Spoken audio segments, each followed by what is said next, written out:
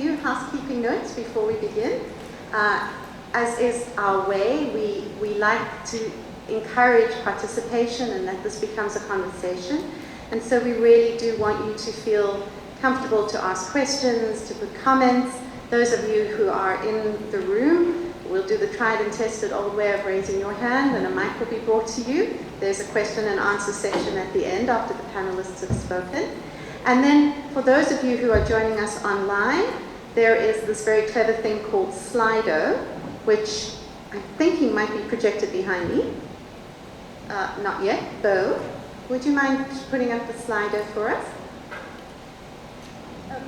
All right, so how this very clever thing works, and those of you in the room can do the same thing. You either take your cell phone and point it at the QR code and scan it, and it will take you to the platform. Or you can type in the number, hashtag 1946920. For those of you, everybody who registered, whether you're here with us today or whether you're watching online, there was also a link to the Slido platform. And you can pose your questions, put your comments there, and our team will be monitoring it all the time, and we will take those questions and comments in the Q&A section after the panelists have spoken as well. So,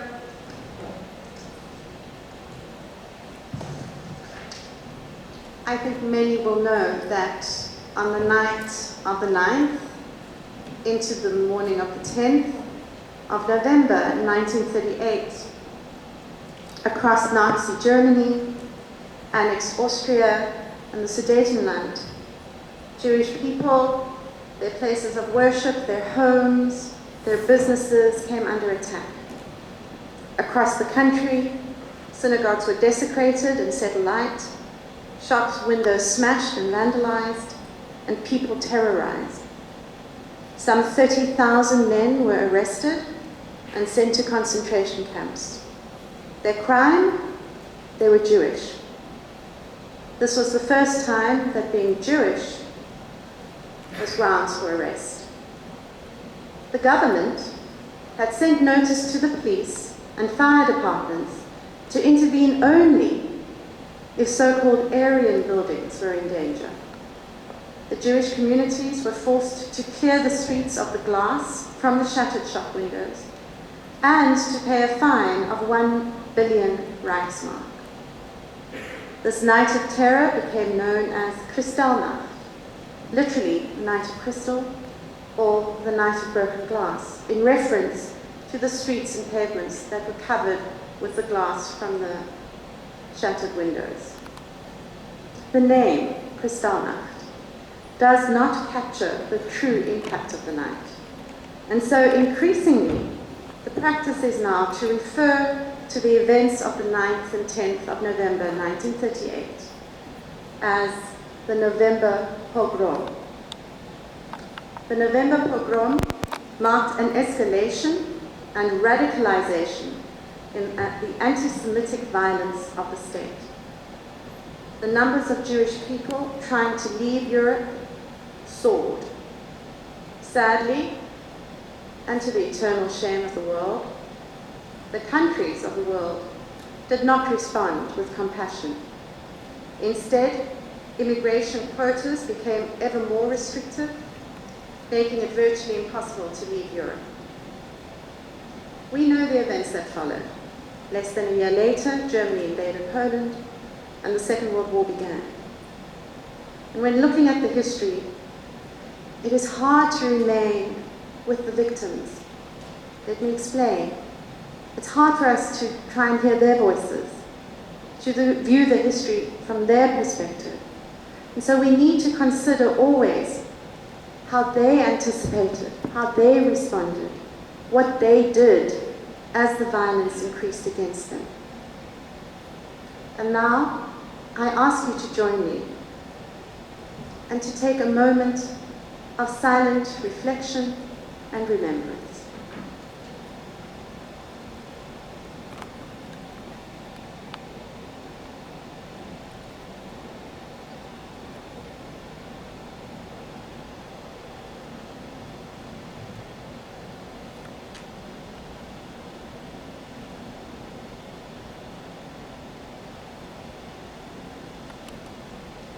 Thank you.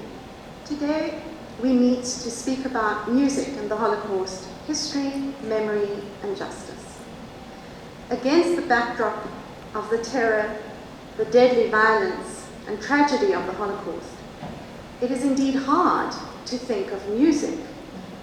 Today, we consider the place of music in the history of the Holocaust and the relationship between music and the Holocaust for contemporary musicians.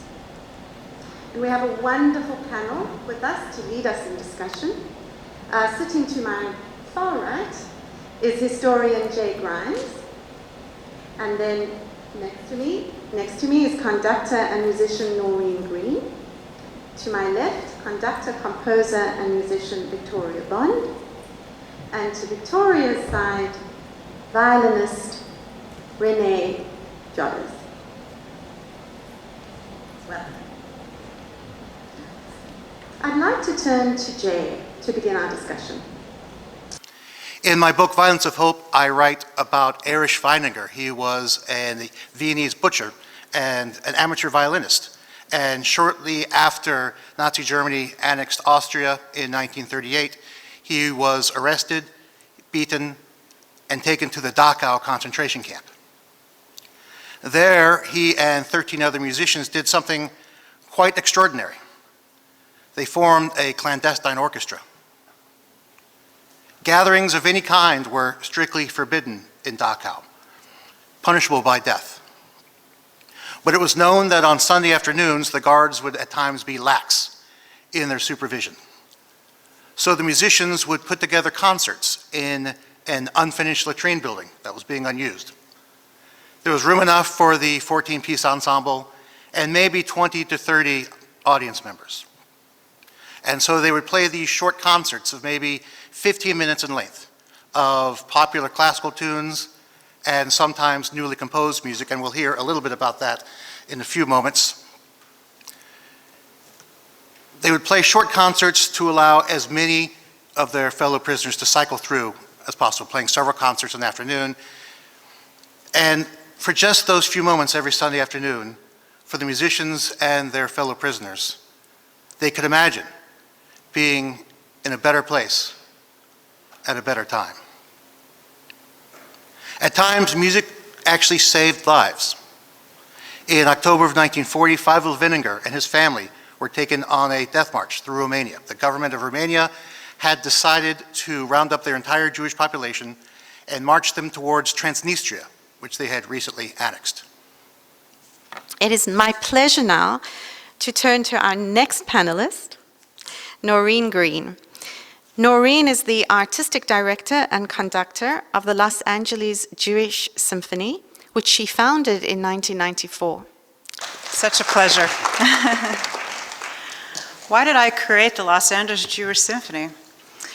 Well, growing up Jewish, I was lucky. My family was not directly affected by the Holocaust. My grandparents emigrated here to the United States in the early 20th century due to the pogroms in Eastern Europe.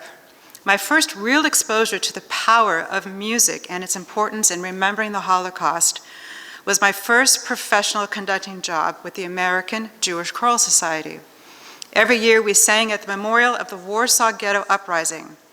In the choir were survivors and families of those murdered by the Nazis. I saw firsthand the effect singing had on them. Guarded most of the time, they could let their tears flow freely while singing. The same was true of the audience. It affected me deeply as a young 20-year-old. A few years later, for my doctoral dissertation, I chose to write my treatise on the composer of David Novakovsky. He was a composer in the early 1900s and was considered the Bach of Odessa. Through my research, I learned that his music was listed on Hitler's hit list, one of the most notorious publications in the world of Nazi musicology. Herbert Gerrich's Lexikon der Juden in der Musik. And I have the quote, if we can put it up on the board. He states, "The purification of all culture, and thus also our musical culture of all Jewish elements, has been successful. Clear legal restrictions have ensued have ensured that in Germany, the Jew is not publicly active in the cultural sphere, not as musician or composer, not as writer or publisher or businessman.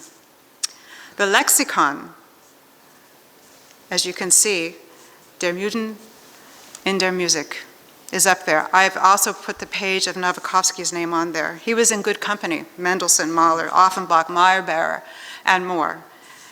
This lexicon is rumored that it was supposed to be in a museum for extinct people. After receiving my doctorate, I founded the LA Jewish Symphony with a mission to perform music of the Jewish experience, of course, curating many programs to highlight composers who wrote on Holocaust themes, those that were murdered, those that survived, and also by contemporary composers who are inspired by their stories. Music was a lifeline, as James said, a way to feel human for those living through the Holocaust, to lift themselves out of the horrific circumstances they were experiencing. Several programmatic themes emerged and solidified my commitment to performing Holocaust-related repertoire. And I think each of us who delve into this repertoire, and there are many people across the country who do this, Recovered Voices is one of them by James Collin. The composers and their inspiration allow us to look into history, into that time period. Those that survived can tell their stories, but they won't be here for much longer. But their music will be. They will be here long after they are gone. It is their art that survives and can tell their stories for generations. Each generation of musicians, my generation, your generation, the next generation, has a moral obligation to keep their stories alive. And for composers, to create new music inspired by their stories that resonate with them.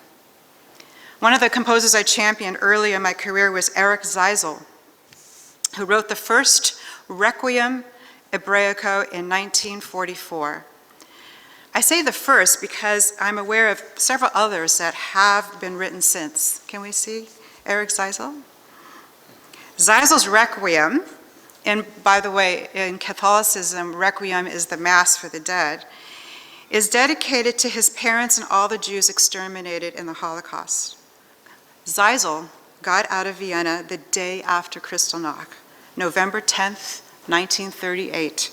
He and his wife were on a plane. They made their way to Paris, and then they were able to secure a visa to Hollywood. I have a personal connection with Zeisel's music through his grandson, Randy Schoenberg. With the efforts of Randy, his music is being recorded and preserved and now receiving the recognition it deserves. Randy also introduced me to another composer, Władysław Szpilman. You probably recognize that name for the 2002 Oscar-winning film, The Pianist. He was also a composer, and I had the privilege of performing the world premiere of his piano concertino, composed while he was hiding in the Warsaw Ghetto. He kept that manuscript with him. I learned recently from his son Andre that his story is being made into a Broadway musical. I'll be here for the premiere. I hope you'll see it too. Szpilman was dubbed the Polish Gershwin, and his piano concertino certainly confirms that depiction. I expected it to be dark and full of angst. He wrote it while he was hiding in the Warsaw Ghetto, but it's not. It's a jazzy, uplifting piece, much like the Rhapsody in Blue. Sadly, Szpilman died before the premiere, but his son was there. It was my honor to also perform the concertino at the premiere of the movie several years later. What is it like to perform this music? I feel a huge responsibility, a weight of obligation that is really indescribable, and a sense of satisfaction when the musicians and I present this music. We're like on this journey. We learn the music, we learn their stories, and then we present it to the audience. You can feel the audience have an emotional response to the stories of the composers by listening to their music. Another composer's story that reinforced my commitment to performing music of the Holocaust was Herbert Zipper. His life history was told in the book by Paul Cummings. Composer Herbert Zipper and playwright Joris Zeufer were arrested in 1938 and sent to Dachau. You heard a little bit about what it was like in Dachau. Zeufer and Zipper wrote Dachau Lied in September 1938 as an ironic response to the motto, Arbeit macht frei, work makes you free, which is inscribed on the gates of the entrance to the camp and what they had to walk under before they went to work and what they had to walk under on their way back. Initially performed in secret in that latrine that James was talking about, Dachau sound was eventually learned by many camp inmates. Both Seufer and Zipper believed that exercising the intellect helped preserve a prisoner's self-respect in the face of constant humiliation. According to Zipper, he and his co-author made Dachau song deliberately difficult to learn and sing, hoping that challenge would help their comrades rise above their surroundings. Weeks after composing the song, the two men were transferred to Buchenwald, where Seufer died from typhoid fever at age 26. Zipper was ransomed by his family, fled to Paris, and then to the Philippines, where he served as conductor of the Manila Symphony. And the Japanese invaded, and he was interned again. After World War II, Zipper immigrated to the United States, working as a conductor, composer, and music educator in my hometown of Los Angeles until his death at 92 in 1997. It is the legacy of music and songs from the Holocaust that carries the proof of our victory over the Nazis. The power of human survival to continue living and overcome trauma and genocide, and the power of music to exist beyond any act of evil. I quote Zipper, "They tore off our belongings, deprived us of food and clothing, but music is the one thing that they could not take away from us. Music that evil could not destroy." As a parent, my choices for repertoire had been to focus on how music was part of the hope for survival and to shine a spotlight on the righteous people who, at the risk of their own lives, lend a helping hand. When I curate a program, I think, what do I want to tell my kids? How do I want to educate the next generation? And so the LA Jewish Symphony is also committed to performing music of the Holocaust and creating curriculum to be presented in the schools. Some of my program titles have been Triumph of the Spirit, Gesher L'Chaim, which means Bridge to Life, Remembrances from Darkness to Light, where in the first half of the program we talk about the Holocaust, and then the second half we talk about the music of Israel, our light. In Israel, everybody's affected by the Holocaust. They've had friends or family or relatives that were affected. Israel is our light. We must keep alive. We say never forget. What better way to keep memory alive than the heartfelt compositions, the artwork, the poetry, which inspired the creative spirit.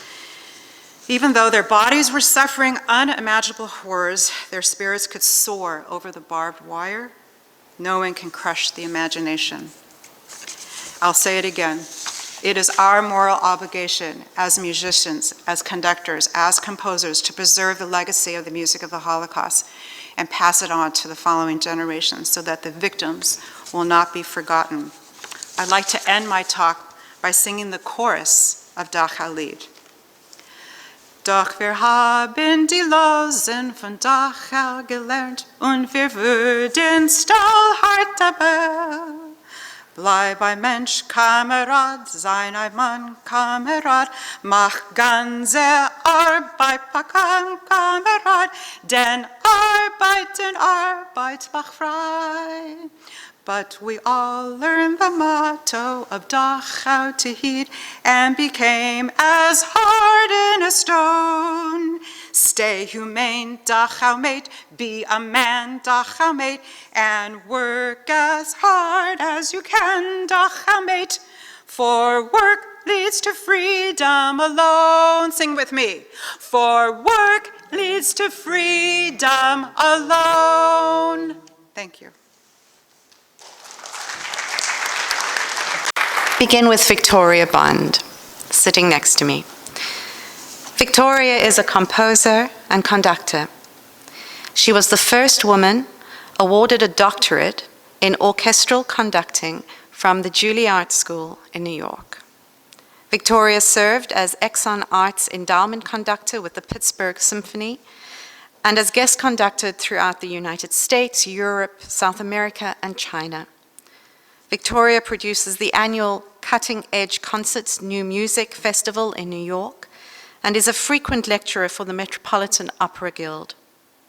Her commissions include the American Ballet Theatre and the Houston and Shanghai Symphony Orchestras.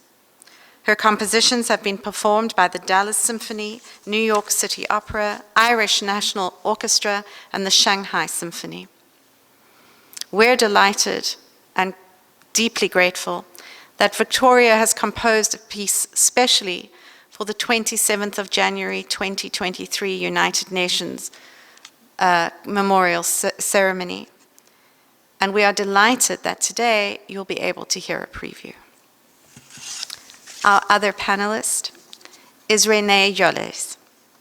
Renée is a violinist with an eclectic career as soloist and chamber artist who has performed in major concert halls and festivals throughout Europe, Asia, North and South Americas.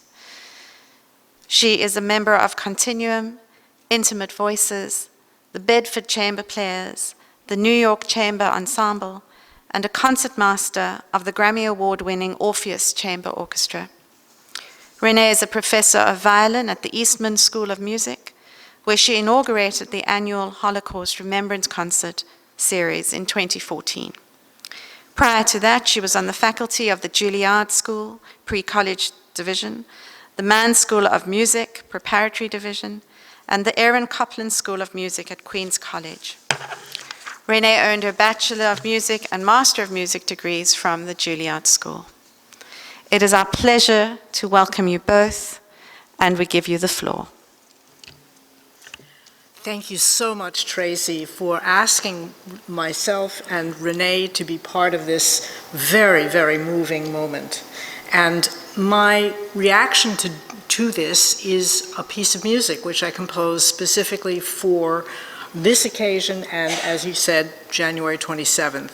And my piece for solo violin, and I am the most fortunate person in the world to have one of the great violinists of our time, Renée Jolle, playing this, is based on a poem that I have known for many, many years, and I find very moving because it is addressed to a young child. It's by the poet Gerard Manley Hopkins, and it is called Spring and Fall to a Young Child. And I can do no better than actually reciting the poem to you. It's very short. Margaret, are you grieving over Golden Grove unleaving? Leaves, like the things of man, you with your fresh thoughts care for, can you? Ah, as the heart grows older, it will come to such sights colder by and by, nor spare a sigh, the worlds of wanwood leaf mill lie, and yet you will weep and know why. Now, no matter child the name, sorrow's springs are the same. No, nor mouth had no, nor mind expressed, what heart heard of, ghost guessed. It is the blight man was born for. It is Margaret you mourn for. Now, Tracy had asked me about the creative process, and I thought perhaps it would be interesting for you to see how that poem was translated, at least the first line, Margaret, are you grieving, into music. So I've asked Renée if she could play the theme of this.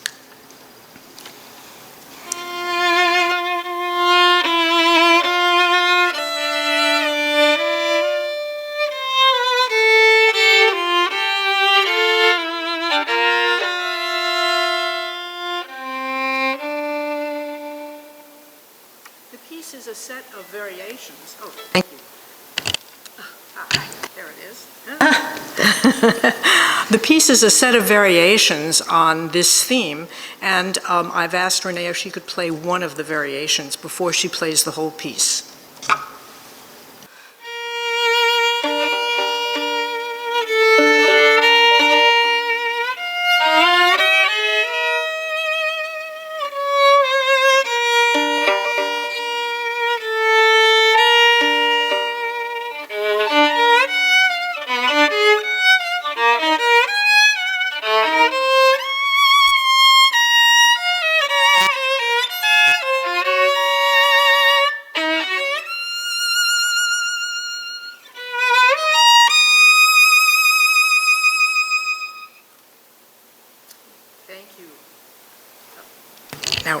Thank you so much, Renee, and now she'll play the whole piece for you, which is not very long.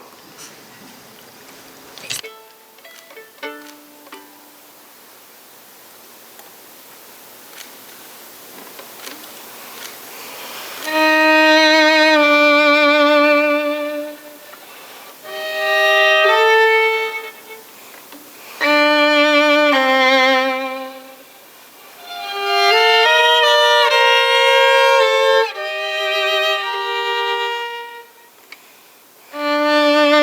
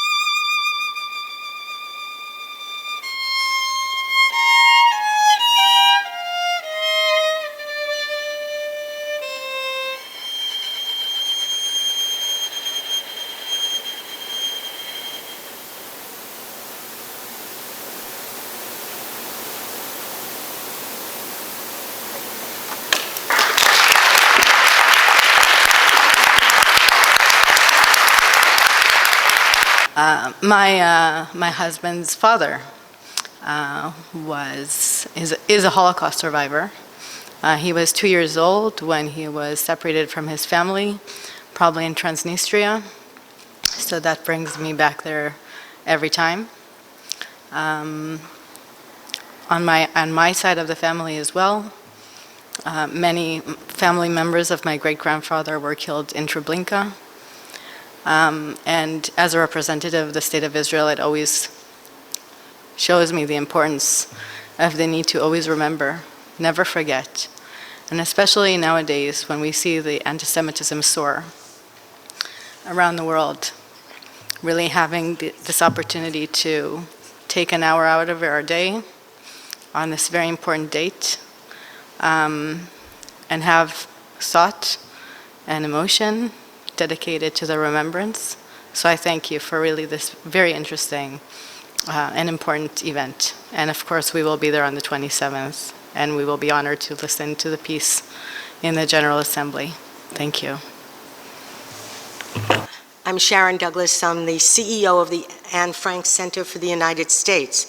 And so my question to the panel is, how did the German people who loved Bach, Beethoven, and Brahms reconcile the love of music and civilization with the lack of humanity in the relation to Jews, Romas, and challenged people? For me, this is the essential question of the Holocaust.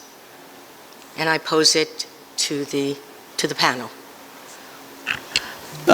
Today is the Holocaust. Arranged this meeting. I'm so glad to the Holocaust and nice panel and all those. He's the participator here. Thank you so much. Music is the make a pitch of the world. So music is a great thing. So my question is the James, if we have a lost, he's the big, horrible, he's a disaster in the pandemic, right? How could be the Holocaust providing the music in the whole world? And how they are dependent, how is they created the Holocaust in the about pandemic, they can do something about the music, every I think so, human being, everyone like the music. That's the real things. So my question is Mr. James, is the panelist, how could be this disaster pandemic, whole world is the inflation is the pandemic, so what they should be do is for Holocaust is this pandemic. I think I give the one example. I'm Bangladeshi, so 1971 we are independent. So that times we have a big disaster in Bangladesh. That times Harrison, he is the passway. Harrison do the big concert in the Madison Square Garden, and this is the helpful for Bangladesh. So these kind of things, Holocaust, what should we do? Thank you so much, panelists and everyone. I would like, first of all, to thank the panelists and also the Department of Global Communication for organizing this panel. Unfortunately, as we have heard, also anti-Semitism is still a challenge today. And we believe that we have still to look for creative and meaningful ways to address this challenge. And music for us is definitely a very effective way of doing so. So I would like to take this opportunity to draw your attention to a program that our organization has launched called Death Metal Grammar, a non-conventional call for social justice. We cannot ignore the impact that music has in the young generations. We need to look for ways to engage these generations on this challenge and on this problem. Unfortunately, as you know, the survivors are leaving us, and among all the stories, we decided to shed light on the story of Inge Ginsberg a very daring and different, I will say, a very original Holocaust survivor, a composer that was very famous in Hollywood in the 50s. And she decided at the age of 93 to create a rock band. Thank you, Tracy. Thank you for inviting me. I come all the way from Israel, landed New York 24 hours ago, and I happened to have connected with Tracy. And she invited me on this occasion to be present and join you in this very, very memorable, at least to me, reunion. I am a survivor of the Warsaw Ghetto. And my father, the one thing he took with him from Spulna, the street where I was born and from where we were thrown into the ghetto, was his violin. He was killed in the Warsaw Ghetto, and with him went the violin. Didn't have much of a chance to use it for too long. I was invited on January 27th, 2020, by the United Nations to present my testimony. We are very grateful that you've made the time to be with us. We thank all of those of you who have taken the time to join us online. There were a number of comments on Slido.